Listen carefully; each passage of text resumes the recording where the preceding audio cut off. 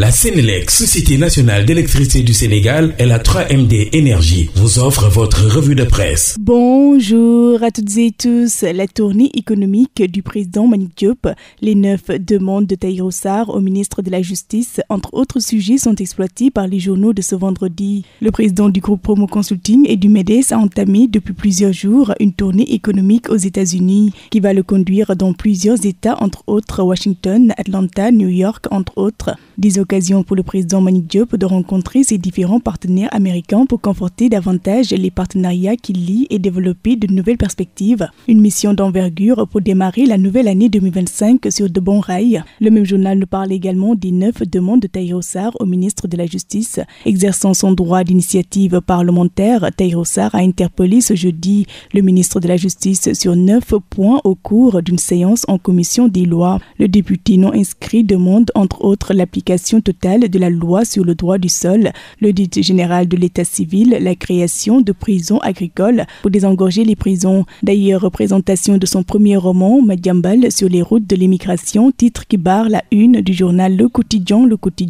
Pour l'auteur, il veut décourager l'idée de l'aventure. Pendant ce temps, renforcement de la coopération entre le Sénégal et la Gambie. D'une même voix, titre Le Soleil, la deuxième édition du Forum économique, commercial et d'investissement sénégalo-gambien s'est ouverte hier à Banjul. Co-président cette rencontre, le vice-président de la Gambie et le premier ministre Ousmane Sonko ont appelé à redynamiser et densifier la coopération bilatérale entre les deux pays. Et l'info nous informe que Barth avertit Sonko en lui disant qu'il peut perdre des batailles, mais qu'il va gagner la guerre. Il ajoute en disant que c'est une guerre de la vérité sur le mensonge. Les Échos nous apprend aussi que sur la suppression du Conseil économique, social et environnemental et du Haut Conseil des collectivités territoriales par l'Assemblée nationale, Doudou Wade soulève en manquement. Le président devait spécifier dans son décret le besoin de se limiter à la seule Assemblée nationale. Cette condition n'étant pas respectée, il doit convoquer le corps électoral pour approbation du projet de loi de révision, renseigne ce journal. Cependant, l'observateur s'est entretenu avec El Hadj Mamadou Seck, le directeur général de la Socosim, qui brise le silence.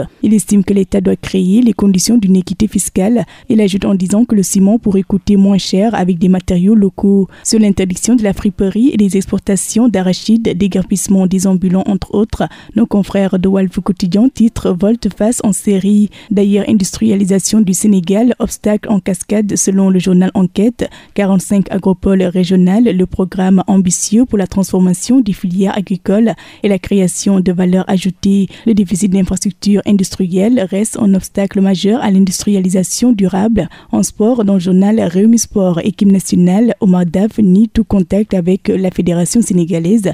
Record pour terminer, Ligue 1, AS Pékin, Teungueth FC ce dimanche, à qui le 12e face-à-face s'interroge ce journal. Et c'est ce qui m'a fait ce tour des journaux. Très bonne lecture à toutes et tous. La Sénélec, Société nationale d'électricité du Sénégal, et la 3MD Énergie vous ont offert votre revue de presse.